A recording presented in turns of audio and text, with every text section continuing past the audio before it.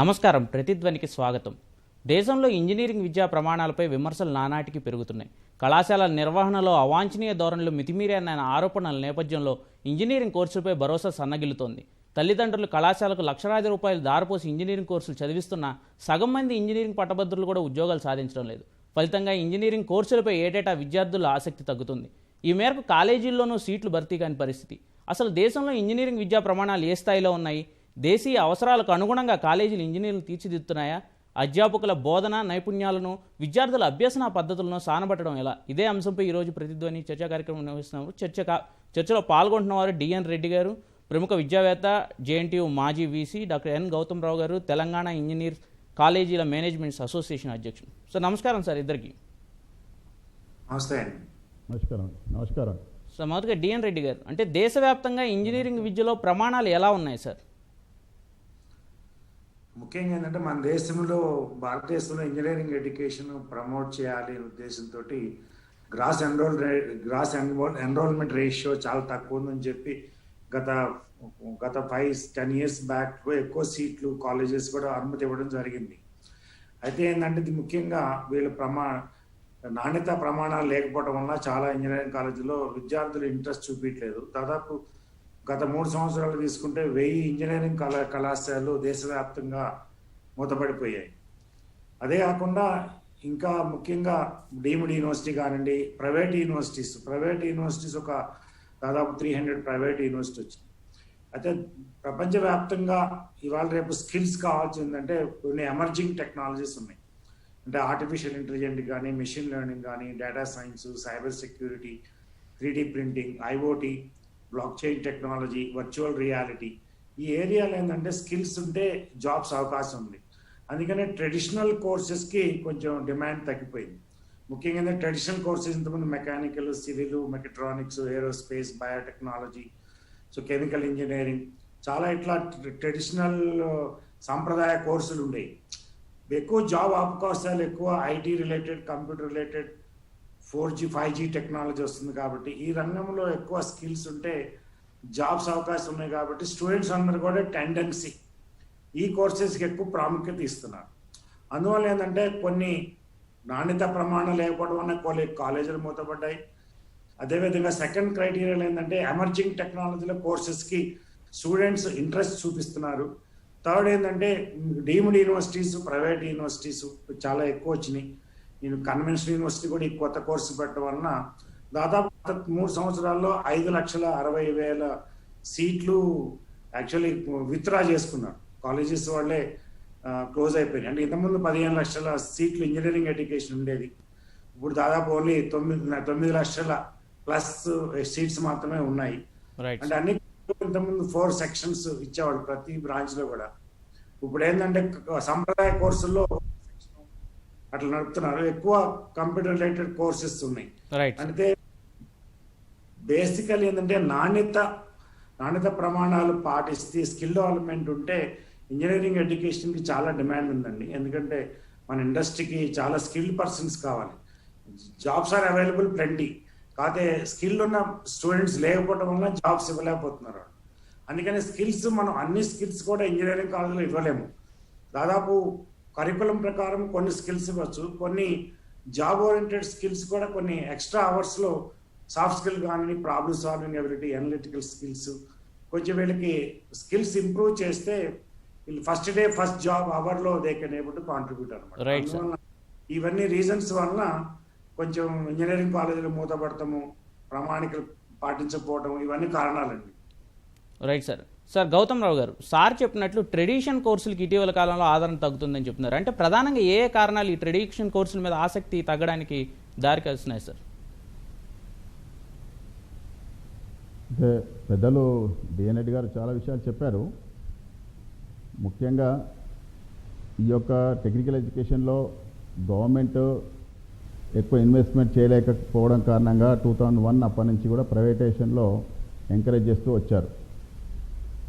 కాబట్టి అప్పుడు చాలా కాలేజీలు అంటే మీరు వచ్చాయి. తర్వాత 2008లో చాలా సీట్లు కూడా పెంచుతూ వచ్చారు. ఏఎస్టీ పాలసీ కూడా ఎవ్రీ ఇయర్ 2 సెక్షన్స్ పెంచుకోవచ్చు అనే దాని మీద చాలా కాలేజీలకు అవసరం ఉన్నా లేకున్నా సీట్లు శాంక్షన్ చేస్తూ వచ్చారు. దాని కారణంగా చాలా సీట్లు పెరిగాయి. అయితే తర్వాత రాను ఏమైందంటే ఇప్పుడు మీరు అన్నట్టు ట్రెడిషనల్ కోర్సెస్ అవుతున్నాయో ఇప్పుడు టెక్నాలజీ మారుతున్నటువంటి టెక్నాలజీలో ఎప్పటికప్పుడు ఆర్టిఫిషియల్ ఇంటెలిజెన్స్ తర్వాత ఇవన్నీ కూడా రావడం కారణంగా ట్రెడిషనల్ కోర్సెస్లో ఉన్నటువంటి ఎంప్లాయబిలిటీ తగ్గింది. ప్యాకేజెస్ మిగతా సాఫ్ట్వేర్ కంపెనీలో పెరగడం కారణంగా ఈ యొక్క ట్రెడిషనల్ కోర్సెస్ మీద కొంత తగ్గింది.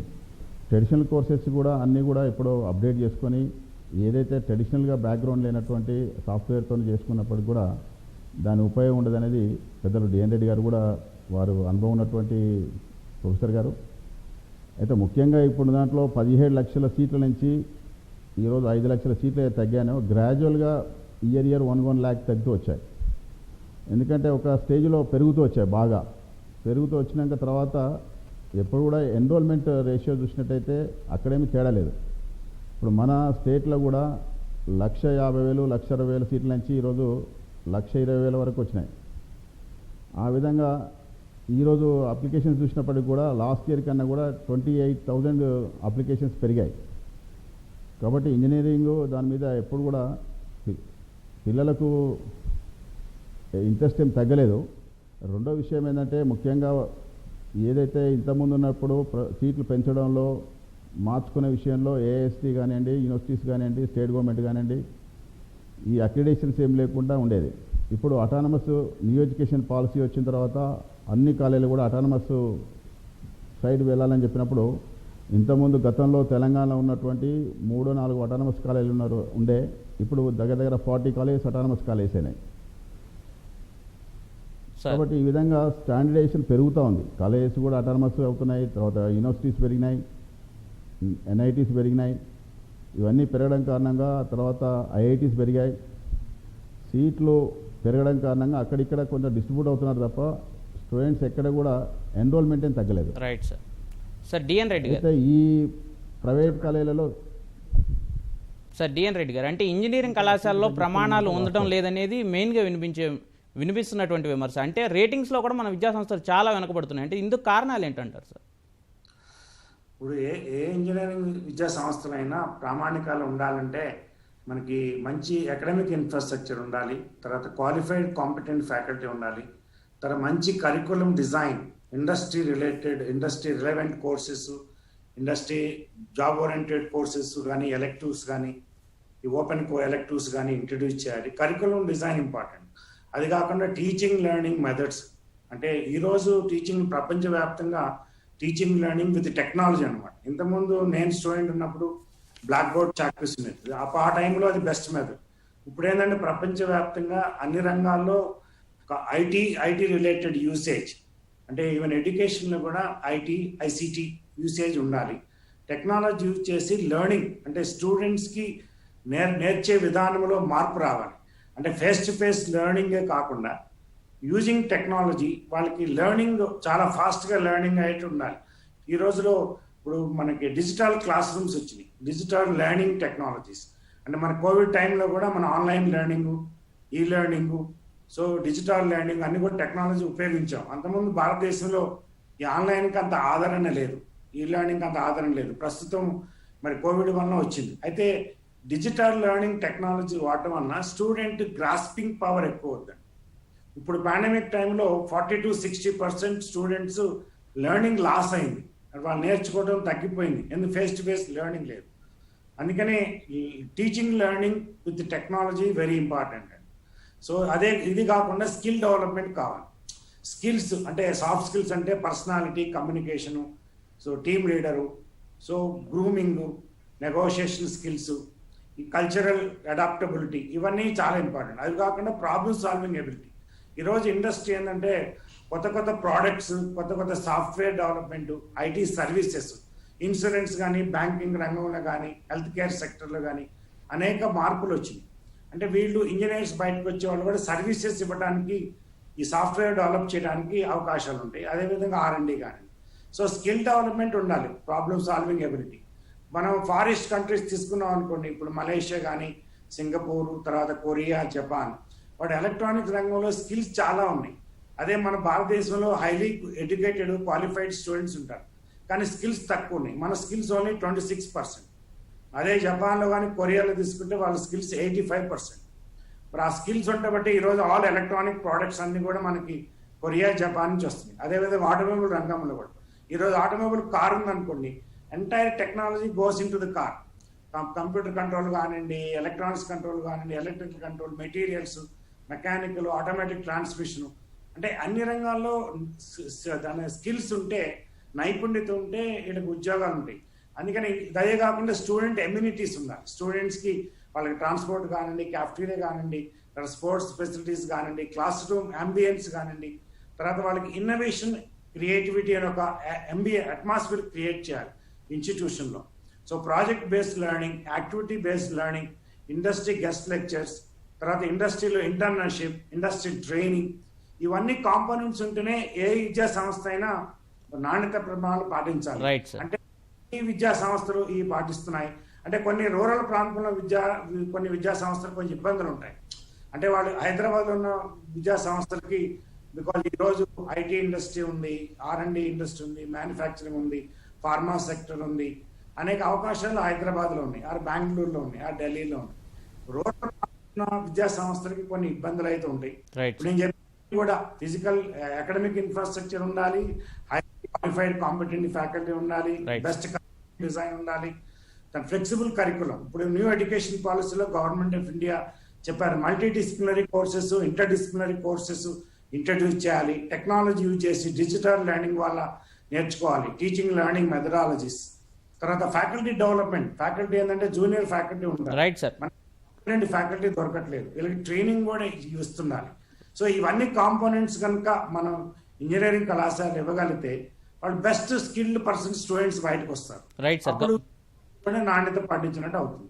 Right sir. గౌతమ్ రావు గారు, అంటే తల్లిదండ్రులు ఇంజనీరింగ్ విద్యలో ఈ ప్రక్షాళన తీసుకురావడానికి తల్లిదండ్రుల వైపు నుంచి వాళ్ళు నిర్వహించాల్సిన పాత్ర ఏంటి సార్?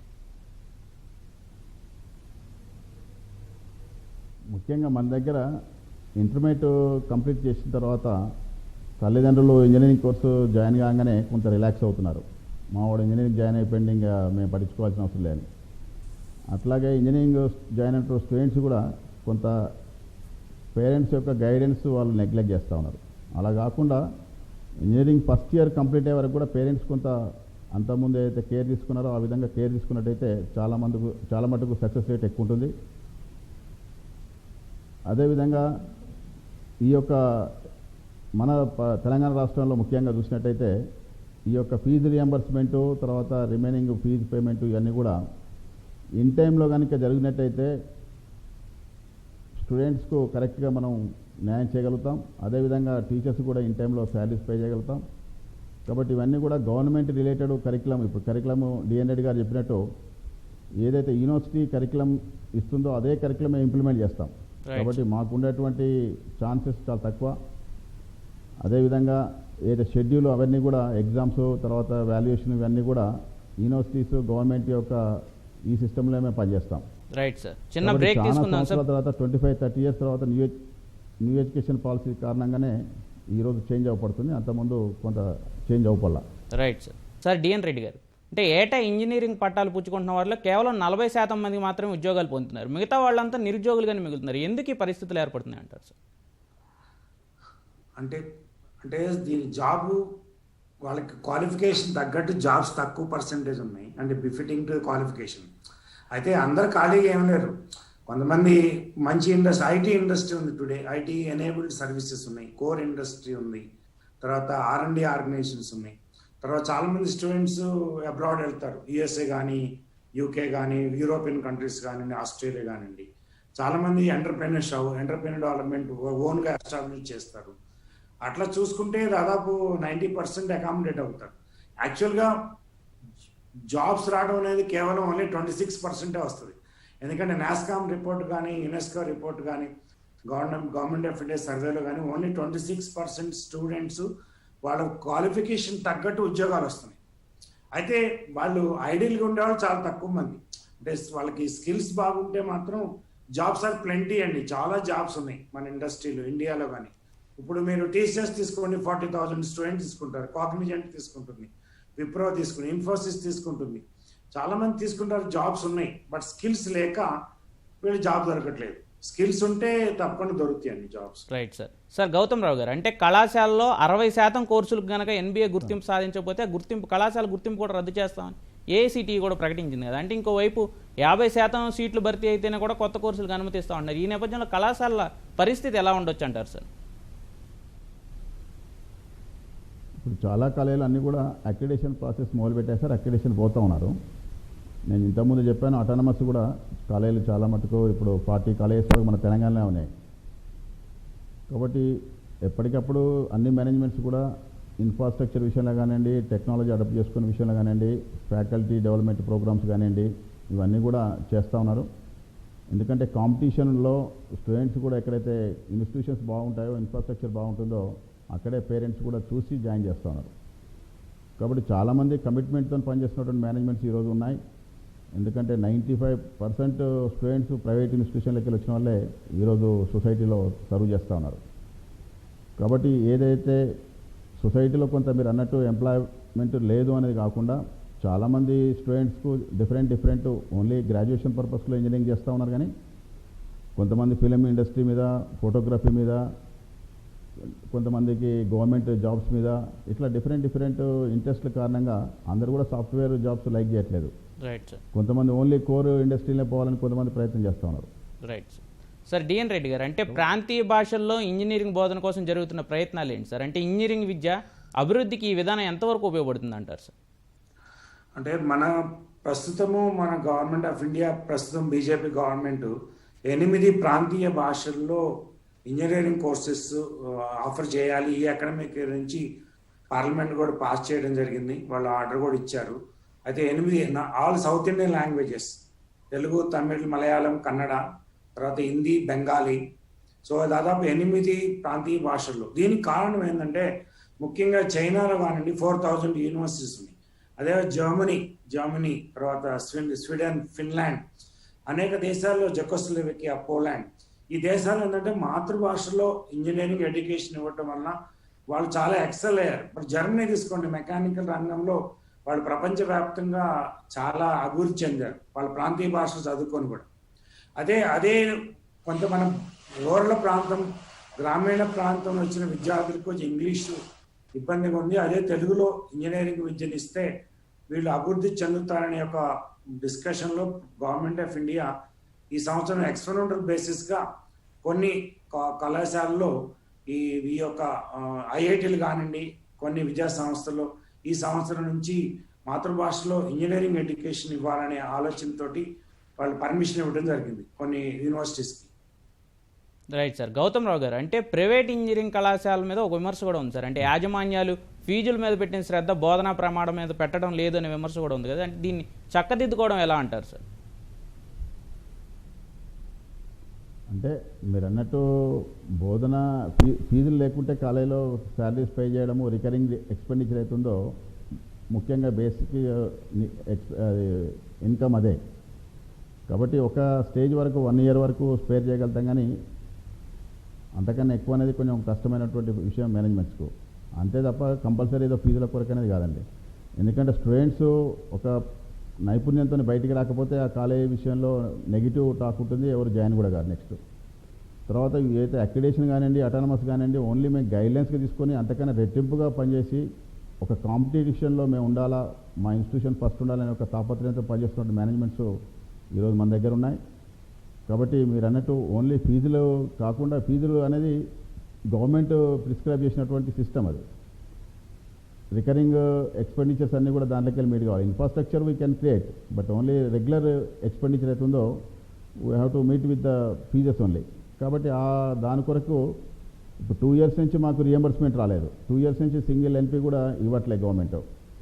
కాబట్టి చాలా కాలేజీలు బయట ఈరోజు బ్యాంకులలో లోన్ తీసుకొని ఇవ్వడం కారణంగా బ్యాంక్ ఇంట్రెస్ట్లు అది ఎక్కువ బర్డెన్ కావడం కారణంగా, మీరు అన్నట్టు ఫ్యాకల్టీకి ఇన్ టైంలో శాలరీస్ ఇవ్వకపోవడం కారణంగా ఫ్యాకల్టీలో కూడా కొంత ఇబ్బంది వాళ్ళు కూడా ఫేస్ చేస్తూ ఉన్నారు. దాని కారణంగా ఇప్పుడు కరోనా ప్రభావం కూడా ఎక్కువగా కనిపిస్తుంది కదా సార్ ప్రైవేట్ కాలేజీలో ప్రత్యేకించి. ప్రత్యేకంగా మీరు అన్నట్టు కరోనా ప్రాబ్లము, తర్వాత పేరెంట్స్ మన దగ్గర పనిచేస్తున్నటువంటి ఫ్యాకల్టీ పేరెంట్స్ వాళ్ళ పిల్లలు కూడా ఇబ్బంది పడుతూ ఉన్నారు. కాబట్టి ఇవన్నీ ఉన్నప్పుడు ఏదైతే వాళ్ళు అవుట్పుట్ ఇవ్వాలనో ఒక టీచరు ఎంతైతే సాటిస్ఫాక్షన్ పనిచేయాలో అంత పనిచేయలేరు. కాబట్టి నా దగ్గర పనిచేస్తున్నటువంటి ఫ్యాకల్టీని నేను సేఫ్ గార్డ్ చేసుకోవాల్సిన బాధ్యత నా మీద ఉంది. కాబట్టి నాకు వచ్చేటువంటి సోర్స్ అవుతుందో నేను కంపల్సరీగా దాని కొరకు చూడాల్సిందే.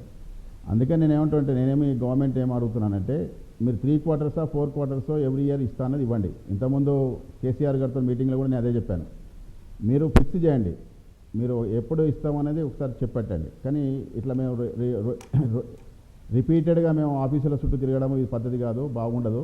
ఏదో మీరు కూడా ఇవాళ సొసైటీలో ఏంటంటే ఏదో ఇంజనీరింగ్ కాలేజీలో కోట్ల రూపాయలు తీసుకొని వెళ్ళిపోతానని. కానీ అవి ఆ కోట్ల రూపాయలు ఎక్కడ డిస్ట్రిబ్యూట్ చేస్తున్నాం, మా దగ్గర పనిచేస్తున్న ఫ్యాకల్టీ ఎంత, ఎవ్రీ ఇయర్ మేము ఏఎస్టీకి సబ్మిట్ చేస్తూ ఉన్నాము, యూనివర్సిటీకి సబ్మిట్ చేస్తూ ఉన్నాము, అకౌంట్స్ అన్నీ కూడా ఎంత ఇన్కమ్ ఎంత ఎక్స్పెండిచర్ ఏఎఫ్ఆర్సీకి సబ్మిట్ చేస్తున్నాము. అది బేస్ చేసుకునే మా ఫీ ఫిక్సేషన్ అవుతుంది. కాబట్టి ఎక్కడ ఈ యొక్క సోషల్ కమిట్మెంట్తో పనిచేస్తున్న మమ్మలను అనవసరంగా కొంత మిస్గైడ్ చేసి సొసైటీలో మేనేజ్మెంట్స్ మీద తప్పు ధోరణి కలిగిస్తారని చెప్పి నా యొక్క భావన. Right sir. Sir DN Reddy garu, అంటే ప్రస్తుత పరిస్థితుల్లో ఇంజనీరింగ్ విద్యలో ప్రమాణాలు మెరుగుపడాలంటే ఎలాంటి సంస్కరణలు అవసరం సార్? సంస్కరణలు ఏంటంటే ముఖ్యంగా ఇప్పుడు ఈ ప్రైవేట్ విద్యా సంస్థలు వాళ్ళకి ఫైనాన్షియల్ వయబిలిటీ ఉండాలండి. ఇప్పుడు ఫైనాన్షియల్ వయబిలిటీ లేకపోతే వాళ్ళు క్వాలిఫైడ్ కాంపిటెంట్ ఫ్యాకల్టీ రిక్రూట్ చేసుకోలేరు.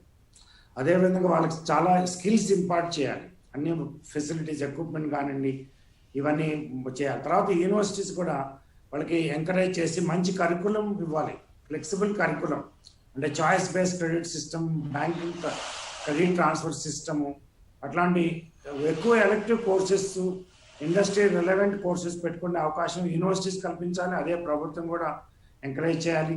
ఫీజు వయబుల్ ఉండాలి. ఎందుకంటే ఇప్పుడు 6th పే 7th పే చేయాలంటే శాలరీస్ కష్టం. ఈ ఫీజ్ స్ట్రక్చర్ తోటి వాళ్ళు చాలా విద్యా సంస్థలు పే చేయలేరు. బట్ గవర్నమెంట్ సంస్థలు 7th పే చేస్తున్నారు.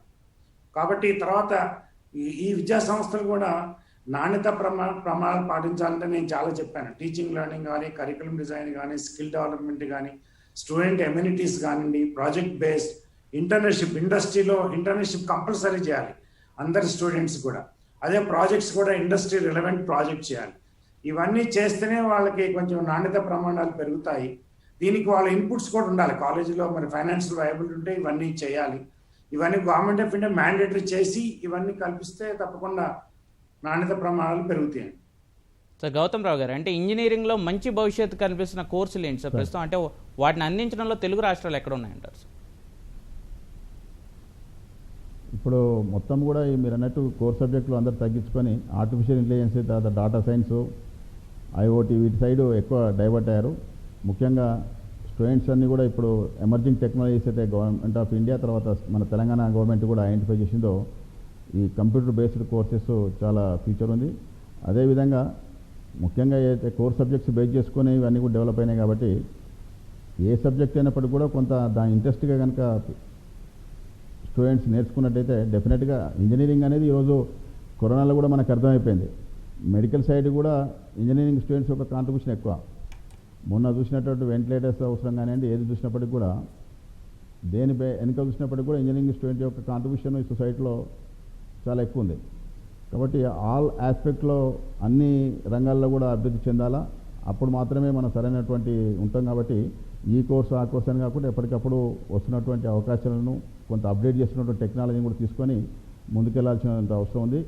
మన ఇప్పుడున్నటువంటి ఎమర్జింగ్ టెక్నాలజీస్లో ఎక్కువ ఆపర్చునిటీస్ ఉన్నాయి కాబట్టి ఎక్కువ మంది స్టూడెంట్స్ దాన్ని లైక్ చేస్తూ ఉన్నారు.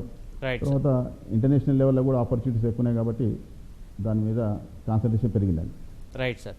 అంటే ప్రస్తుతం ఉన్నటువంటి అవసరాల దృష్ట్యా కొత్త కోర్సులను ఏదైతే ప్రస్తుతం మార్కెట్ అవసరాలు ఉన్నాయో వాటి దృష్ట్యా కొత్త కోర్సులను అందుబాటులో తీసుకురావడం ద్వారా ఇంజనీరింగ్ విద్యార్థులను ఆకర్షించగలుగుతామని, ప్రభుత్వం కూడా దీనికి సాయం అందిస్తే ఇంజనీరింగ్ విద్యలో సంస్కరణలు ఖాయమని విశ్లేషకులు అభిప్రాయపడుతున్నారు. ఇది ఈరోజు ప్రతిధ్వని కార్యక్రమం. చర్చలో పాల్గొన్నందుకు విశ్లేషకు ధన్యవాదాలు. నమస్కారం.